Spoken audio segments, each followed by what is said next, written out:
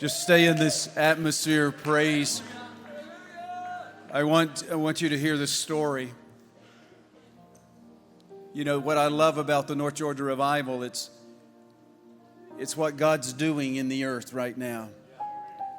And the healings and the lives being changed and the deliverances and the salvations. And I've got a great friend here. His name's Andy.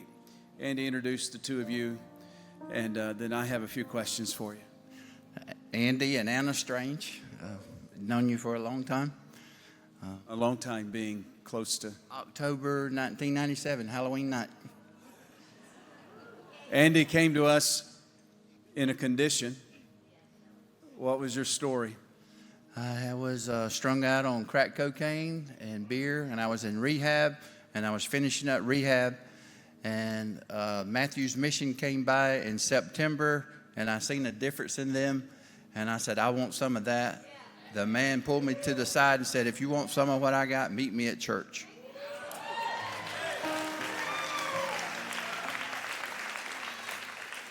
You came to church broken, disgusted,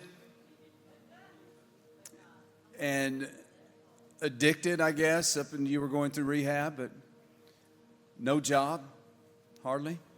No, but I was employable, though. You was employable.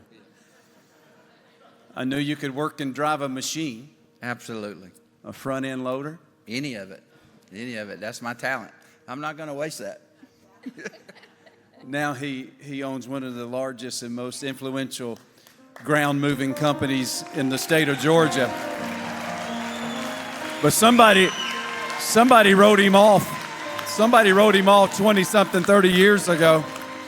But God says, I'm going to make something out of that country boy from Cordele, Georgia. Yes, sir. Yes, sir. And he has. And he has. You came into the building a few months ago with Afib. Tell me about that. A few months before COVID hit, that I was diagnosed with Afib. And it must have been pretty serious that day when I was told, because the doctor and a bunch of nurses started running and jumping and bringing machines in there. I didn't know how serious it was. And then up for a good many years, it was in and out of intermittent Afib, electric shocks, and numerous medicines. Medicines that would just make your head spin. And June was a year ago, I was taking so much medicine. And Anna can tell you from there, because she's got all the details, but I couldn't hardly wouldn't get out of the floor for over a day of sickness and vomiting. And can you tell him the rest of the story? Yeah, he was on his knees, actually on the floor, just throwing up. He just couldn't move. And it was very, very heartbreaking for me as a wife. But we went to the urgent care, and they started talking about stroke or heart attacks and stuff like that. We got very scared, and we went on to the emergency room from there, and still didn't know what was wrong. And they gave him an IV. Started feeling a little bit better, enough for us to go home. We went home. Of course, we're believers and we're prayers, and that's what we did every night. But he was on 6 different medicines. You know, when I kept hearing, just go back and look what he's on. So I did.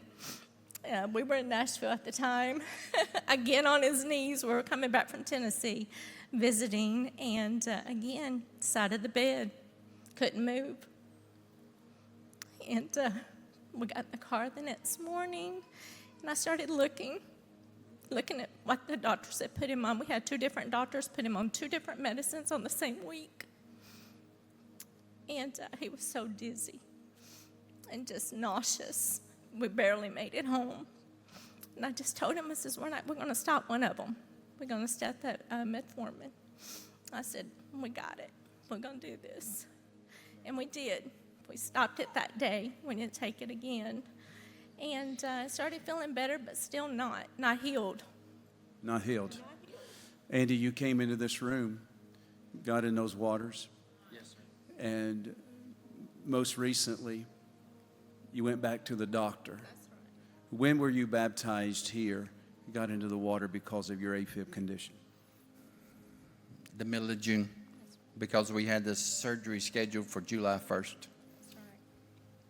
And we were debating, because I had got home that night and checked, and I was out of Afib, and I let out a yip like it was incredible.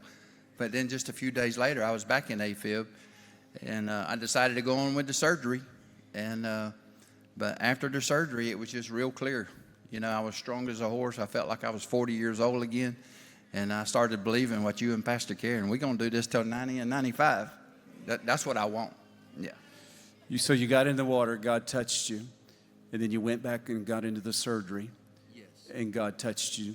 I just thank God for doctors. I thank God for every nurse. I thank God for the medical field. They're helping us. And what's been going on ever since? Nothing, just haven't been taking any medicines. We're completely off. And everything's good, just like I'm 40 years old again. Said you got a brand new heart. A brand new heart. Anna, come on up here. You got a friend that came from Tennessee that had cancer. Yeah, a cousin actually, more like a sister than a cousin. Her name is Selena. And I was there in June, and we love to walk, go for walks and stuff. And her and my Aunt Betty were out walking one day, and she couldn't make it from here to the back of the room. So much pain. She was bleeding, pain in her stomach, couldn't walk. And, sorry. But she went to the doctor. I came back home at the end of the June. Andy was going to have his surgery on July 1st, so I needed to come back home. And made it home. She went and got her biopsy. July 9th, she came to Georgia, because I'm always talking about church. And just how wonderful this church is, and she's watching it online now.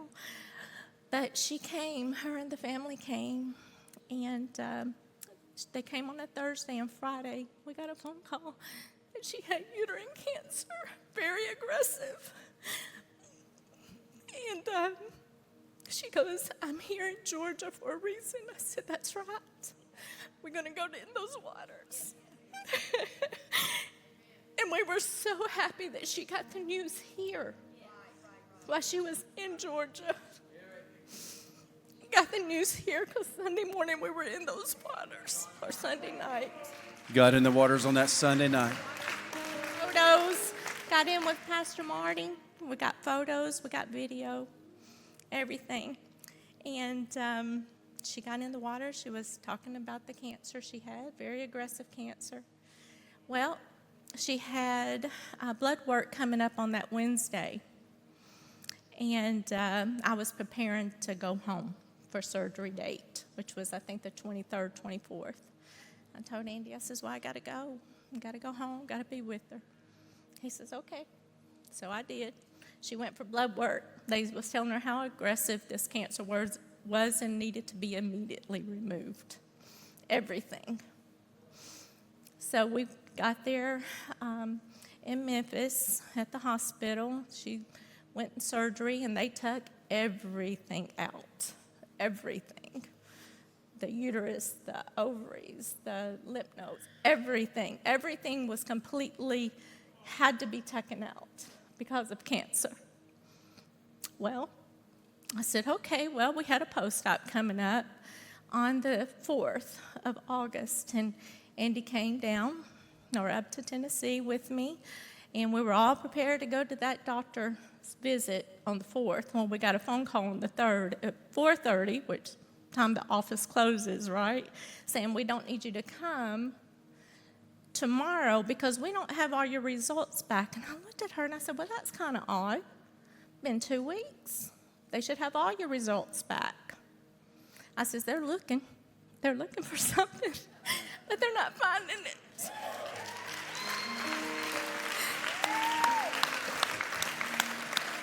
She called me this week, past week, and she said, Anna, they done cut that thing 6 different times, and they can't find one cancer cell.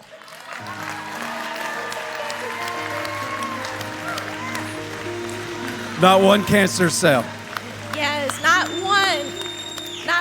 And the day that she went there to speak to the surgeon that was going to do the surgery, she said, "You're not going to find anything.